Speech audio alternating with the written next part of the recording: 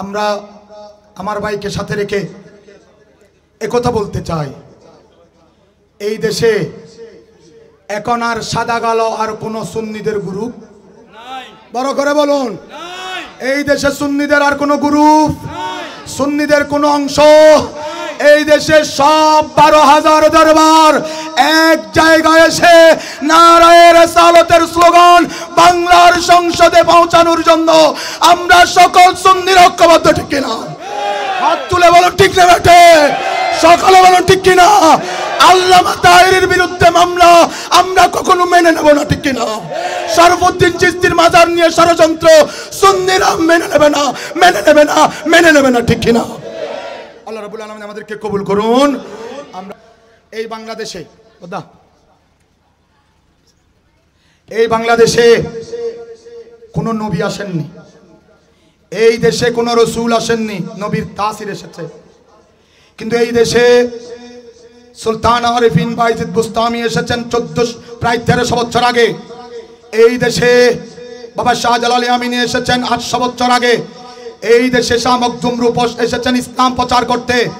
এই দেশে বাবা বদর আউলিয়া এসে চট্টগ্রামের মুসলমান মানুষকে দামি বানিয়েছেন। গৌসে ভান্ডারের মাধ্যমে এই দেশে বাংলার আনাচে কানাচে মানুষ আল্লাহর ওলি হয়েছে।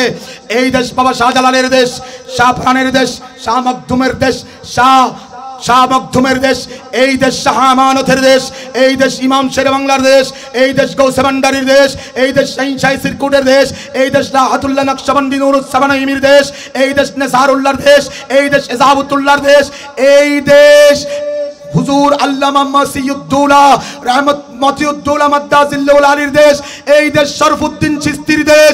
এই বাংলার জমিনে হাইকোর্ট জামিয়া মসজিদ এবং হাইকোর্ট মাজার তথা শরফুদ্দীন চিশতির মাজার নিয়ে যেই ষড়যন্ত্রে রাষ্ট্র মেতে উঠেছে, সুন্নিরা রাষ্ট্রকে হুঁশিয়ার করে বলতে চাই, এই দেশ প্রতিষ্ঠা হয়েছে অলির মাধ্যমে। অলির মাজার সরানোর ব্যাপারে সুন্নিরা ঐক্যবদ্ধভাবে অলির মাজার রক্ষায় ময়দানে নেমে যাবে। ঠিক কিনা? হাত তুলে বলুন ঠিক না? ঠিক। বর্তমানে ষড়যন্ত্র হচ্ছে জুলুস বন্ধ করার, বর্তমানে ষড়যন্ত্র হচ্ছে উরুস বন্ধ করার, বর্তমানে ষড়যন্ত্র হচ্ছে মাজার ধ্বংস করার, বর্তমানে ষড়যন্ত্র হচ্ছে হাইকোর্ট জামিয়া মসজিদ এবং হাইকোর্ট মাজার।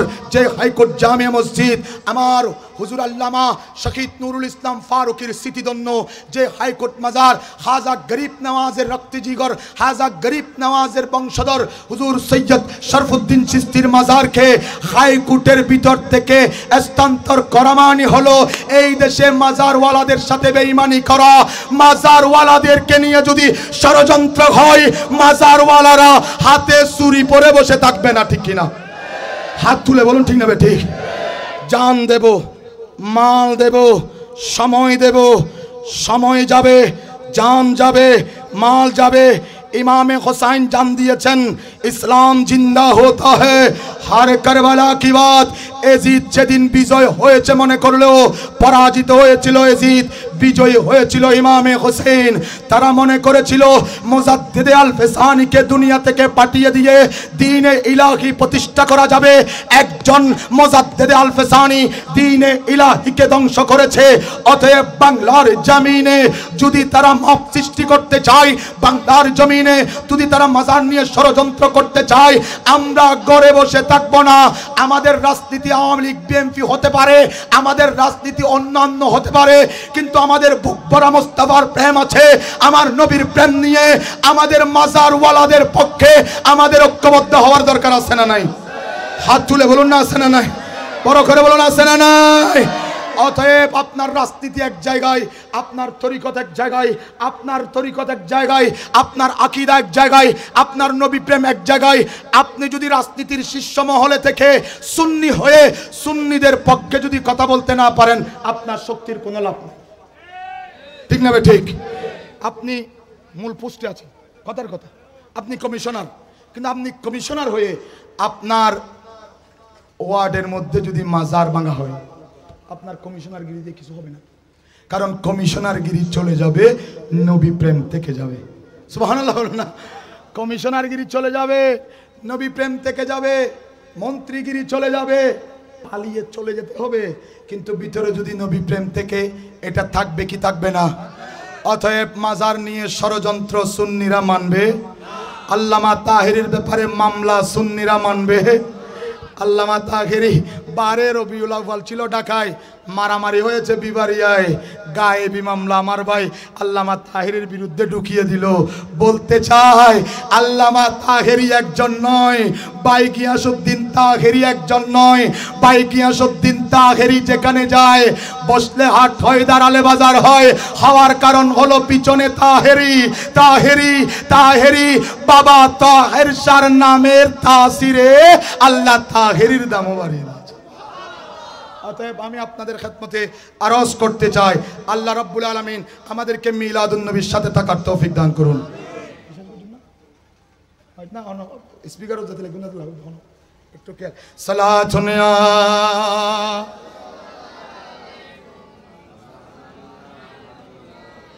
আরে বড় করে সালাতুন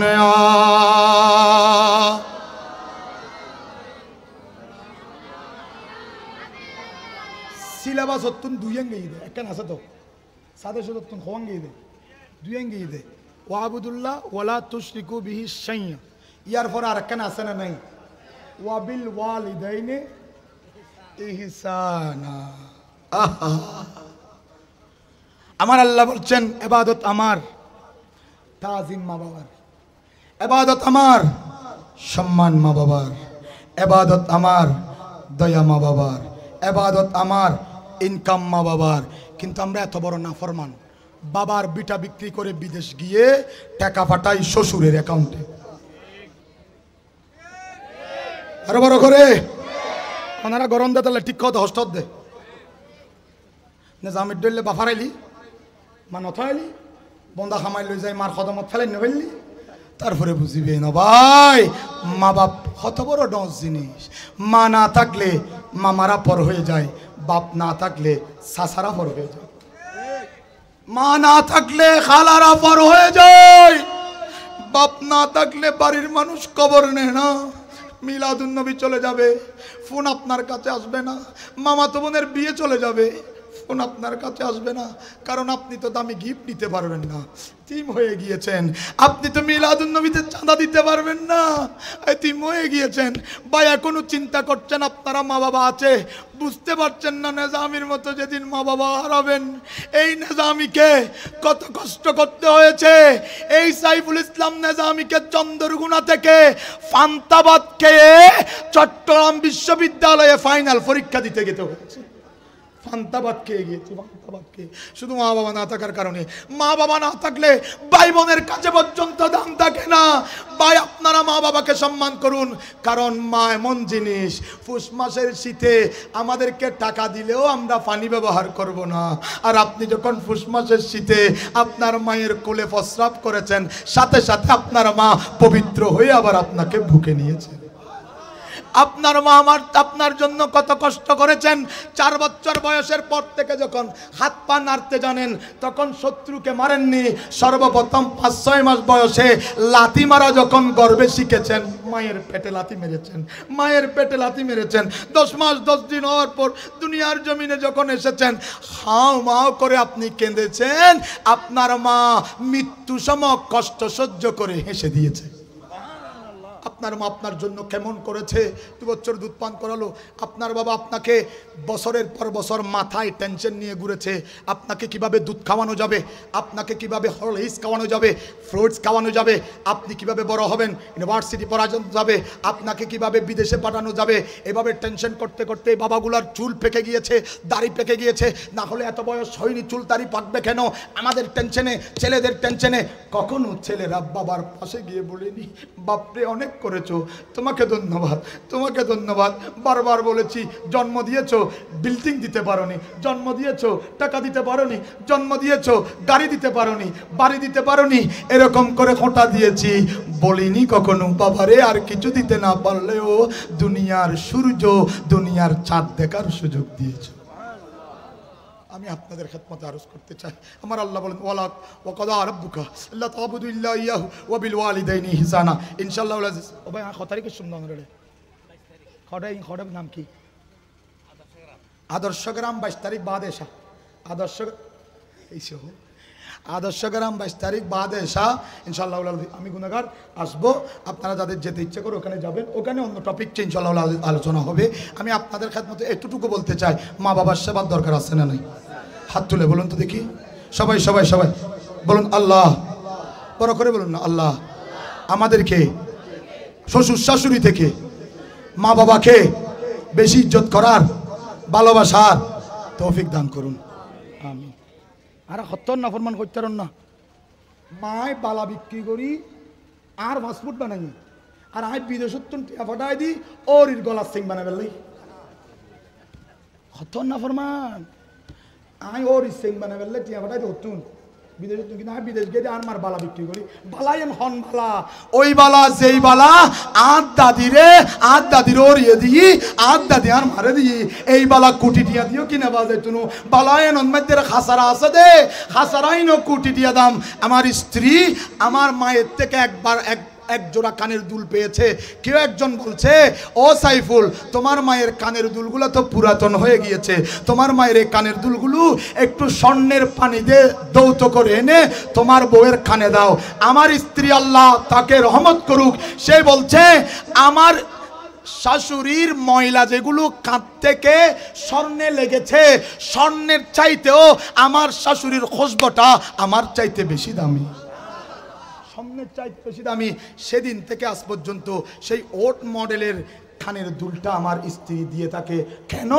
আমার স্ত্রী চায় এই কানের দুল উনি দিলে আমার মায়ের ভালোবাসা, আমার মায়ের দোয়া তার সাথে লেগে থাকবে। অতএব আমি আপনাদের খেদমতে আরজ করতে চাই, মা বাবাকে ফিস দেবেন না, মুরব্বীদেরকে ইজ্জত করবেন, সম্মান করবেন, মসজিদের ইমাম মুয়াজ্জিনকে বেশি বেশি তাজিম করবেন, সম্মান করবেন। এখন দেখা যায় আমাদেরকে এনে 20,000 টাকা দেয়, খতিবকে 1000 টাকা দিতে ভুলে যাই, হুজুর বুলি গিয়ে দিই, হুজুর বুলি গিয়ে দিই, বুলি জন যাই চুনু, কি জন যাই চুনু, বুলি জন যাই চুনু, বুলি জনের খাম ন, খতিব ইমামকে মুয়াজ্জিনকে মসজিদের খাদেমকে ইজ্জত করা মানি আমার নবীকে ইজ্জত করা। সুবহানাল্লাহ, খারাপ লান না হনো, একটু খেয়াল। আমি আপনাদের মনোযোগ আকর্ষণ করতে চাই, আপনারা যারা এখানে উপস্থিত হয়েছেন আপনারা বেশি বেশি করে নফল ইবাদত করবেন। দুটা আমল আপনাদেরকে বলবো আজকে, দুটা আমল বলবো একটা জিনিসের বিনিময়ে, না না নদীর দিক, দুটা আমল 11 টাকার বিনিময়ে আমাকে দিতে হবে না। কয় টাকা? 11.5 টাকা এখন দিতে পারবেন, এখন ন খতম পরে দান বাক্স আছে তো ওনার ঘরেও দিবেন দে, চা হাত তুলুন চাই। কয় টাকা? পরে যাবেন না, গরিব হয়ে যাবেন না। 11 টাকা দিয়ে কি দিলে এখন চাইবেন উনি? 11 টাকা দিবেন কোথায়? জামিয়ার দান বাক্সে অথবা তৈবিয়ার দান বাক্সে। জামিয়া তৈবিয়ার দান বাক্সে কেন দিবেন? তৈবিয়া না হলে না জামি হতো না, তৈবিয়া না হলে কি হতো না? কারণ আমি দুনিয়াতে এসেছি তৈবিয়ার উসিলায়। আমার মা যখন আমি গর্ভে নষ্ট হয়ে গিয়েছি ডাক্তার বলেছে, তখন আমার মা বলে এই ছেলে যদি দুনিয়াতে আসে তৈবিয়াতে দিয়ে দেব। আরো বাড়িতে রোজন তৈবিয়াত কিনলে দিতু, তৈবিয়াত কা আমার মা জান বলে আমি তৈবিয়াতে মেনেছি এ কারণে আমি জানি বাবারে তৈবিয়াতে দিয়ে দিলে তোমার জীবনও দামি হবে, তোমার মরণও দামি হয়ে যাবে। আমার মা জানে তৈবিয়াতে দিয়ে কি লাভ হয়েছে, কি লাভ আমার মা জান করেছে। আমি আপনাদের খেদমতে আরজ করতে চাই, তৈবিয়ার দান বাক্সে 11 টাকা দেওয়া যাবে? তো হাত তুলে দেওয়া যাবে? বড় করে নারায়ে তাকবীর, নারায়ে রিসালাত, নারায়ে গাউসিয়া। আল্লাহ কবুল করুন। কারণ জামিয়া তৈবিয়াতে যদি চামড়া দিয়েও দি, গরুর চামড়া ন, নিজুর চামড়া দিলেও খামিতুন, নিজুর চামড়া দিলেও অকাদায় ওই তো নো। শাহিন শাহ সিরকুটকে জিজ্ঞেস করা হলো, হুজুর 3 তলার এত বড় বিল্ডিং, জামিয়া এত বড় জামিয়া চালাবো কিভাবে? বাবাজি শাহিন শাহ সিরকুট বলছেন, জামিয়া চালানোর জিম্মাদারি তোমাদেরও নয় আমাদেরও নয়, মদিনাওয়ালা নিয়ে নিয়েছে। নারায়ে তাকবীর, নারায়ে রিসালাত, নারায়ে গাউসিয়া। আমার বড় ভাই মাওলানা জহুরুল ইসলাম ফরিদি সাহেব, মারহাবা। আমরা দুই ভাইকে আল্লাহ রাব্বুল আলামিন কবুল করুন।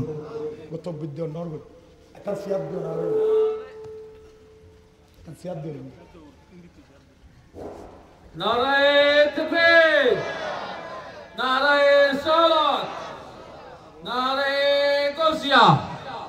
প্রধান বক্তার আগমন,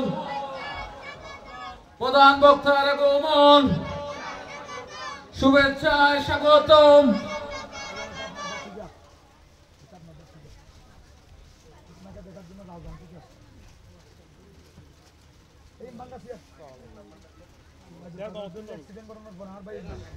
সম্মানিত হাজিরিন,